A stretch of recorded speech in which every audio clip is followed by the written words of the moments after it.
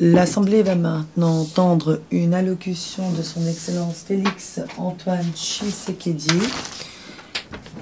Tshilombo, président de la République démocratique du Congo.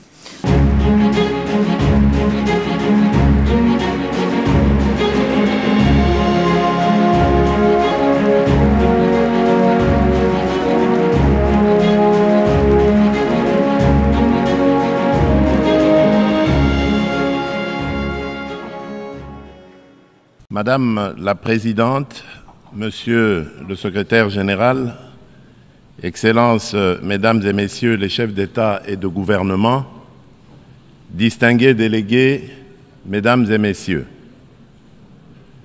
je voudrais avant toute chose adresser mes vives félicitations à Madame Annalena Baerbock pour son élection à la présidence de la 80e session ordinaire de l'Assemblée générale des Nations unies. Son leadership et son attachement au multilatéralisme seront déterminants pour la réussite de nos travaux.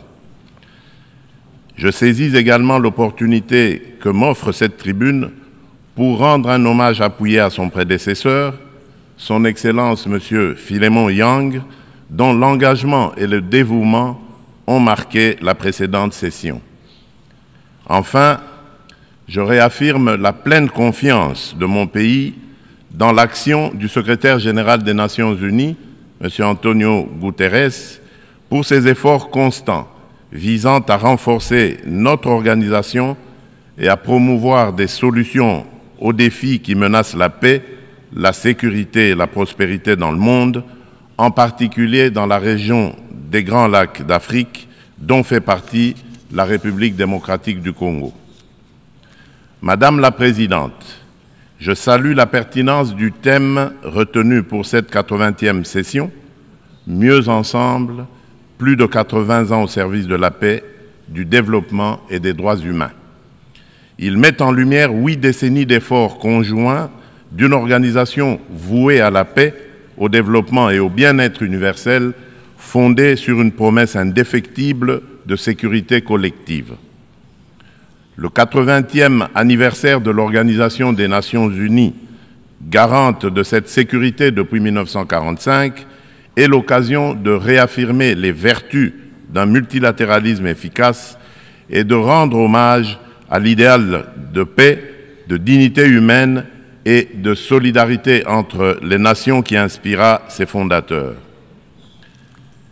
Si l'Organisation des Nations Unies demeure un pilier de la régulation des relations internationales, de la prévention et de la résolution des conflits, ainsi que de la promotion des droits humains et des libertés fondamentales, elle est aujourd'hui confrontée à des défis systémiques qui éprouvent sa crédibilité et sa capacité d'action. Les profondes mutations de notre époque, notamment la persistance des conflits armés, le dérèglement climatique, les crises humanitaires récurrentes et les menaces transnationales protéiformes nous rappellent que le multilatéralisme n'est plus une option, mais une exigence incontournable qui s'impose à tous. Nous restons convaincus que les réponses aux défis du XXIe siècle ne peuvent émerger que de solutions collectives fondées sur la coopération, la justice et la responsabilité partagée. Madame la Présidente, à la suite de son élection en juin dernier, la République démocratique du Congo s'apprête à siéger au titre de membre non permanent du Conseil de sécurité pour la période 2026-2027. Je réitère au nom de mon pays nos remerciements les plus sincères aux États membres pour la confiance et la solidarité exprimées.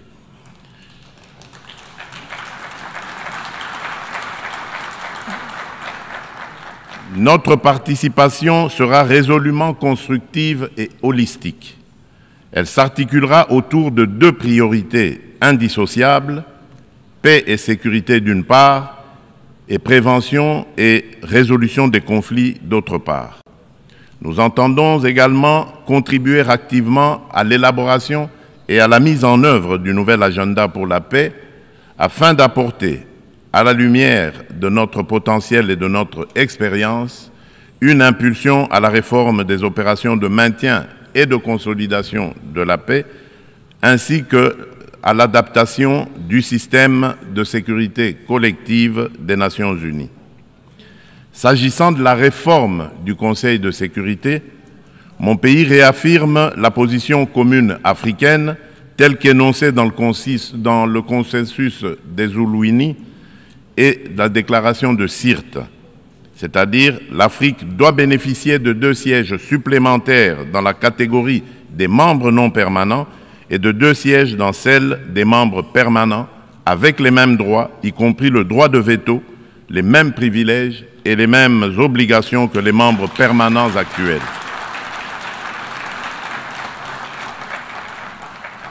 Forte de ces 54 États et de plus de 1,2 milliard d'habitants, l'Afrique ne saurait demeurer en marge des décisions qui engagent la paix et la sécurité internationale.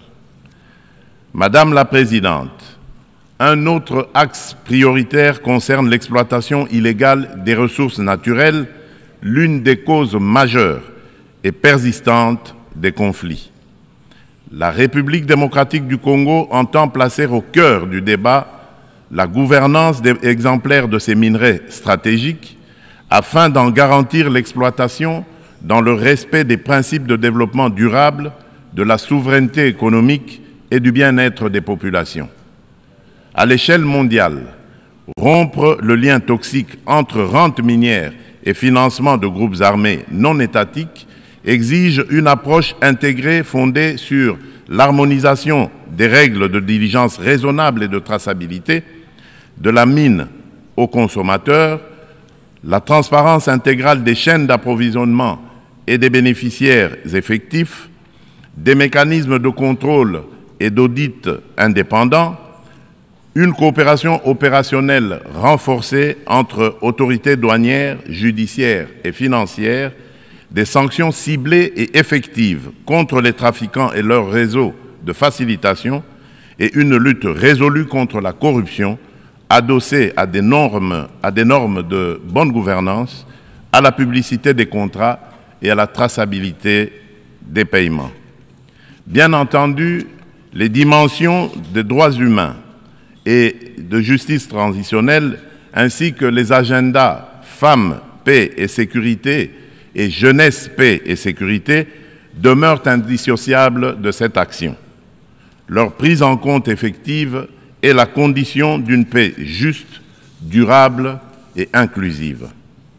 Madame la Présidente, à la veille de la mise en place de la commission d'enquête indépendante décidée par le Conseil des droits de l'homme des Nations Unies sur les massacres perpétrés il y a quelques mois par nos agresseurs et leurs supplétifs dans l'Est de mon pays, je lance un appel solennel à la communauté internationale.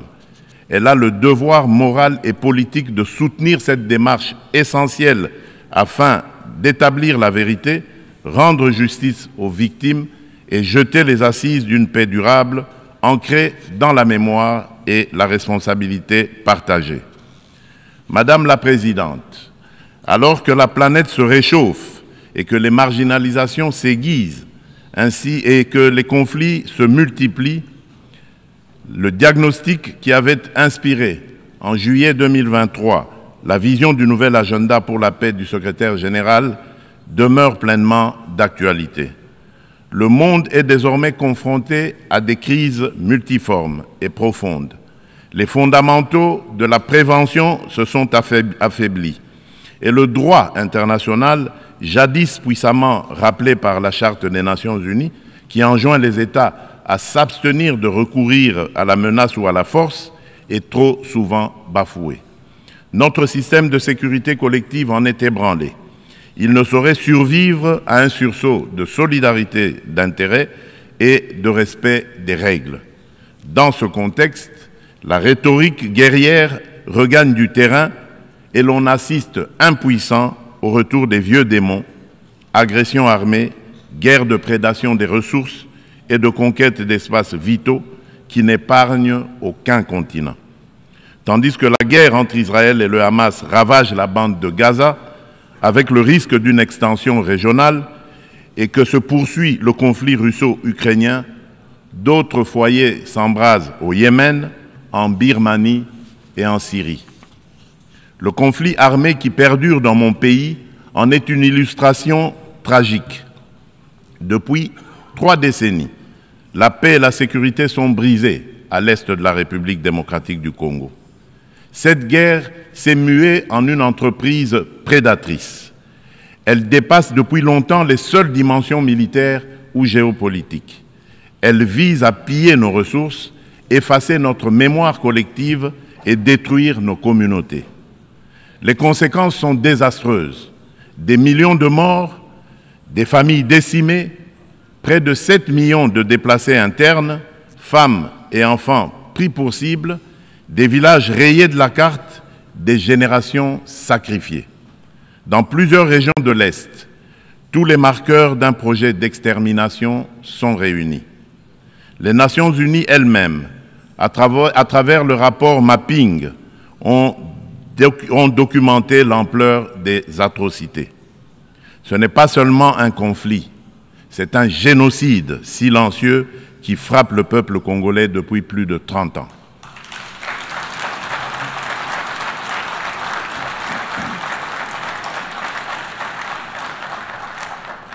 En juillet dernier encore, plus de 300 civils, dont 48 femmes et 19 enfants, ont été massacrés dans le territoire de Rutshuru par l'AFC M23 avec l'appui des forces de défense du Rwanda. Ces crimes ne sont pas isolés, ils s'inscrivent dans une continuité macabre. Je remercie les États-Unis d'Amérique d'avoir pris l'initiative le mois dernier de convoquer une session extraordinaire du Conseil de sécurité pour examiner ces massacres documentés par Human Rights Watch. Pour mettre un terme à ce conflit, le Conseil de sécurité, par sa résolution 2773 du 21 février 2025, a notamment exigé le retrait du M23 des villes de Goma, Bukavu et de toutes les zones sous son contrôle, le démantèlement des administrations parallèles instaurées en violation de la souveraineté de la République démocratique du Congo, ainsi que la cessation de tout appui direct ou indirect au M23. Je salue à cet égard le leadership du président Donald Trump, qui a créé les conditions d'un dialogue ayant conduit le 27 juin 2025 à Washington à la signature d'un accord de paix entre la République démocratique du Congo et le Rwanda. Cet accord engage expressément Kigali à un retrait complet et vérifiable de ses troupes et à la levée de ses mesures dites défensives.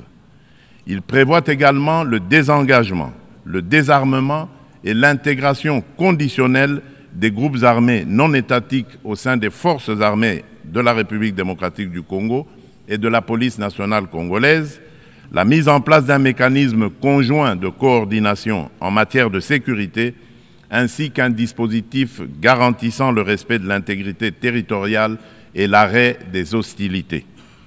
Le retrait des troupes rwandaises, la fin de leur appui au M23 et le retour de l'autorité de l'État congolais sur toutes les zones occupées constituent des conditions non négociables pour une paix durable.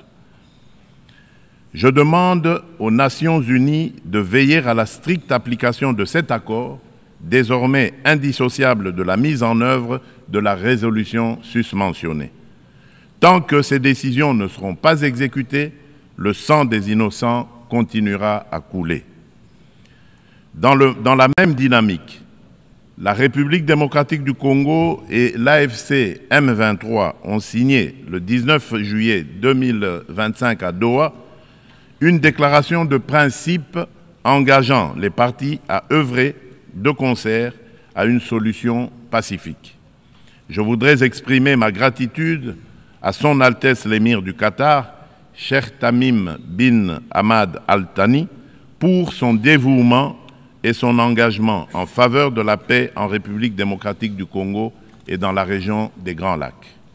Je souhaite enfin exprimer ma haute appréciation pour la coordination assurée par son Excellence Faure Essomina Gnassingbé, président du Conseil des ministres du Togo, dans le cadre du processus de Lomé.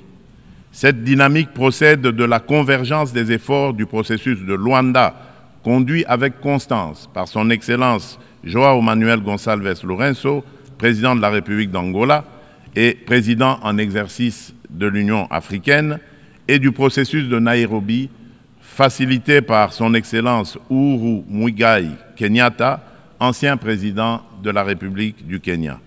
Ensemble, ces initiatives ont jeté les bases d'un mécanisme unifié de facilitation régionale. Un élan que nous comptons poursuivre pour préserver la cohésion continentale, renforcer la coordination entre les initiatives africaines et consolider un cadre d'action harmonisé afin de restaurer de manière durable la paix à l'est de la République démocratique du Congo. Notre objectif demeure inchangé: obtenir une paix juste, durable et vérifiable, non une accalmie factice et éphémère qui, depuis près de 30 ans, a trop souvent déçu l'espérance de notre peuple. Nous attendons de la communauté internationale qu'elle se tienne avec constance et courage du côté du droit. C'est à ce prix que la vérité l'emportera sur l'impunité et que la paix redeviendra possible.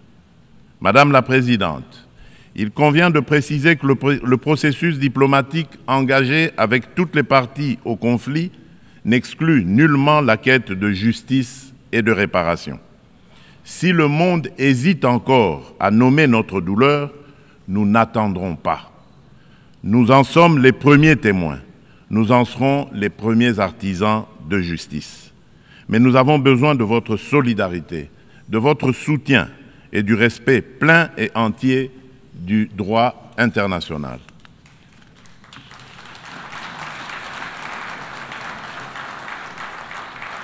La République démocratique du Congo ne sollicite ni charité ni commisération.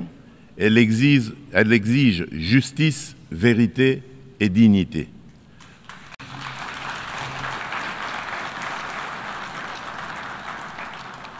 Notre pays a tendu la main.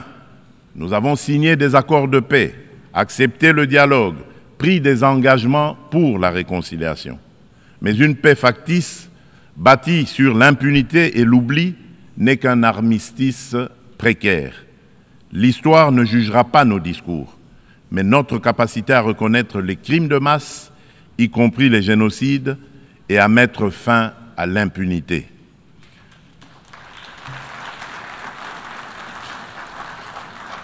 Madame la Présidente, la République démocratique du Congo est un pays de vie, de richesse naturelle et de résilience humaine.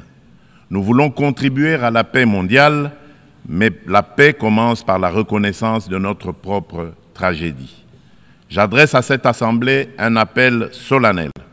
Reconnaissez le génocide congolais, soutenez notre combat pour la vérité et la justice et aidez-nous à bâtir enfin une paix durable au cœur de l'Afrique.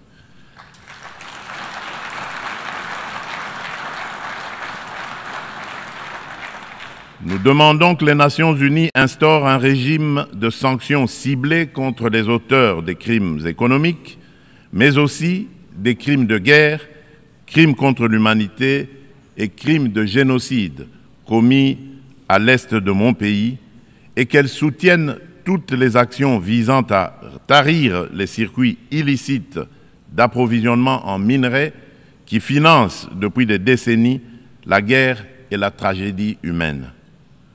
Ces actions doivent être conduites avec l'appui de l'Union africaine, des Nations unies et de nos partenaires au développement, en impliquant les États limitrophes, les entreprises qui achètent et transforment ces minerais du sang, les institutions financières par lesquelles transitent les flux, ainsi que les organisations de la société civile. Je le dis solennellement devant cette Assemblée, la communauté internationale a le devoir moral et politique de reconnaître cette tragédie pour ce qu'elle est, un génocide, et d'agir en conséquence. Le silence et l'inaction face à ces crimes s'apparentent à une complicité. Nous demandons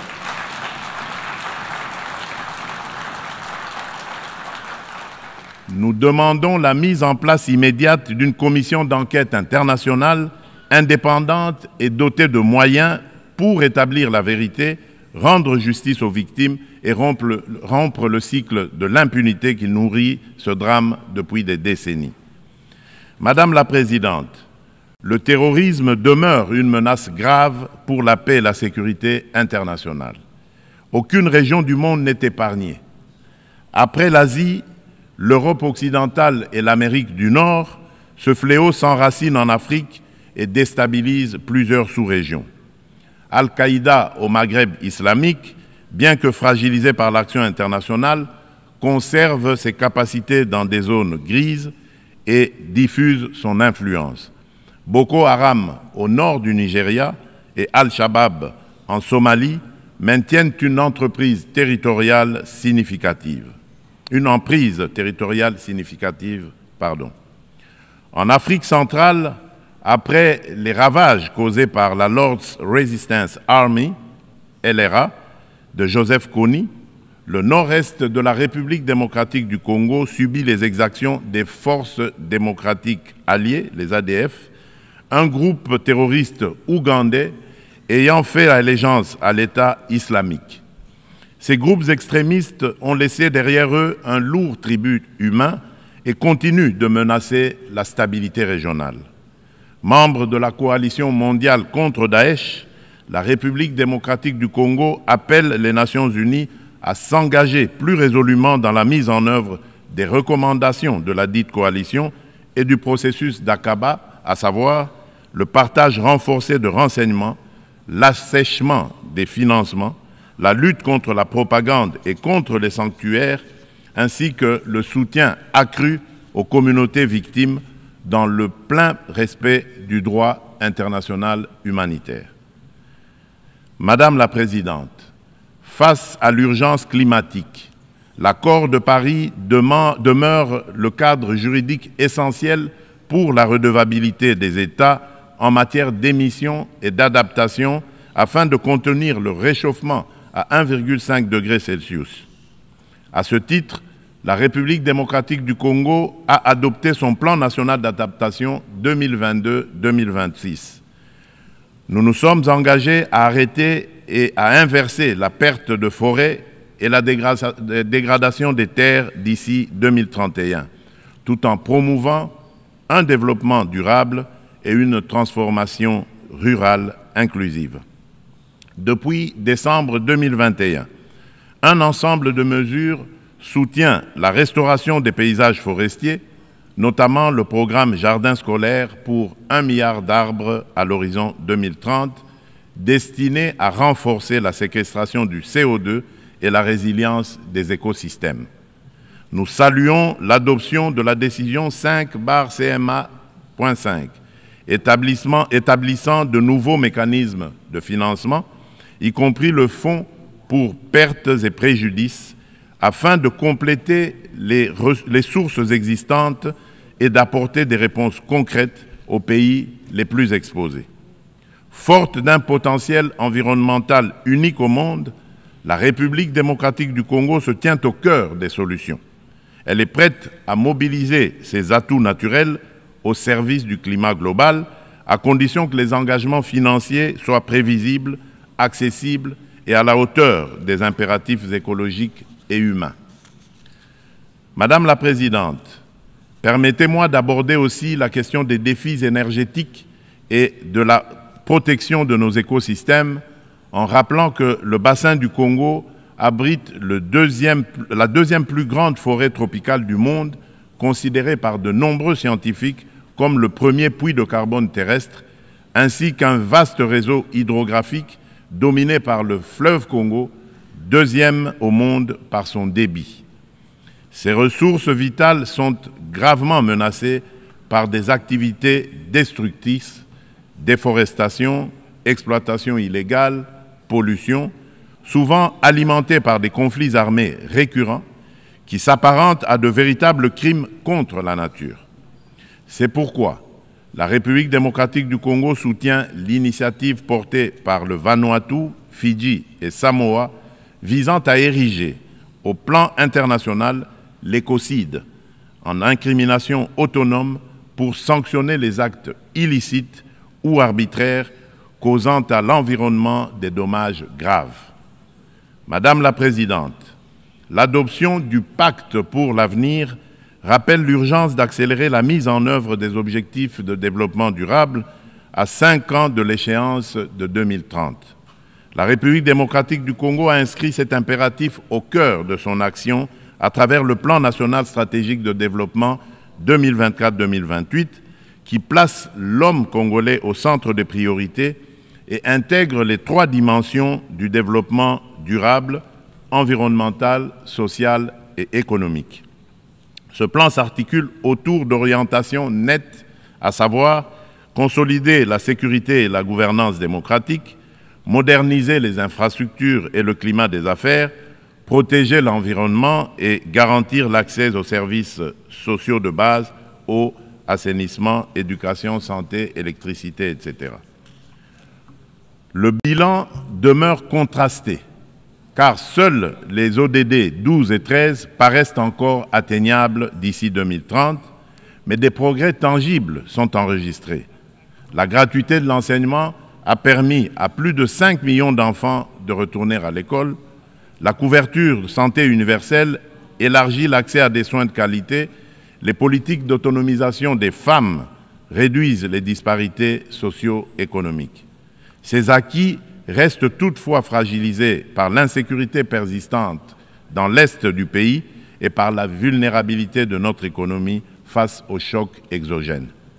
Notre économie doit donc se transformer pour devenir un levier de durabilité et de prospérité. Pays solution face aux défis climatiques, mon pays entend valoriser ses forêts, ses tourbières et sa biodiversité au sein d'une économie climatique orientée vers une croissance verte, résiliente et sobre en carbone. À cet égard, le projet Grand Inga, l'un des plus vastes complexes hydroélectriques au monde, incarne notre ambition et renforce le positionnement de la République démocratique du Congo comme pays solution. Fournir une énergie propre et compétitive pour électrifier nos territoires, décarboner notre industrie, soutenir l'intégration énergétique régionale et ouvrir la voie à de nouveaux usages, dont l'hydrogène vert. Cette trajectoire s'appuie sur le développement de marchés carbone intégrés, l'attraction d'investissements responsables et la création d'emplois décents et de moyens de subsistance durables pour nos communautés. Il reste cependant un obstacle majeur, la contrainte financière. Le fardeau croissant de la dette publique africaine, conjugué aux flux financiers illicites, réduit nos marges de manœuvre. Les besoins additionnels pour atteindre les ODD en Afrique sont estimés à 1 600 milliards de dollars. Dans le même temps, les sorties illicites de capitaux minent nos devises et notre stabilité macroéconomique. D'où la nécessité d'une réforme urgente de l'architecture financière internationale afin de garantir aux pays en développement un accès juste et prévisible à des financements concessionnels alignés sur leur trajectoire nationale, y compris via une meilleure recanalisation des DTS, la capitalisation des banques multilatérales de développement, des facilités de liquidité contracycliques et une lutte renforcée contre les flux illicites. Madame la Présidente, depuis mon accession à la magistrature suprême de mon pays, la République démocratique du Congo, j'ai impulsé à la conduite de la chose publique une dynamique nouvelle intégrant systématiquement la dimension genre à tous les niveaux afin d'assurer une présence accrue des femmes dans les instances de décision. À titre illustratif, la part des femmes au sein du gouvernement est passée de 17% en 2019 à 32% en 2025.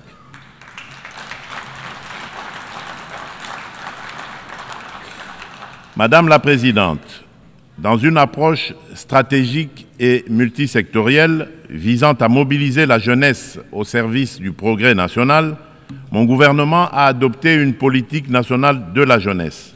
Celle-ci consacre l'engagement de l'État à faire de la participation pleine et entière des jeunes à la vie de la nation une priorité transversale assortie d'objectifs clairs et mesurables. Madame la Présidente, la République démocratique du Congo aspire à la paix, à la justice et au développement.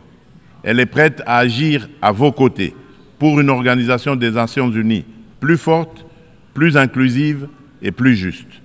Forte de ses atouts humains, naturels et stratégiques, mon pays entend les mettre au service d'un avenir meilleur pour les générations futures et de notre maison commune, la planète Terre. Que Dieu bénisse l'humanité et nous accorde la grâce d'une paix véritable et durable entre toutes les nations du monde. Je vous remercie.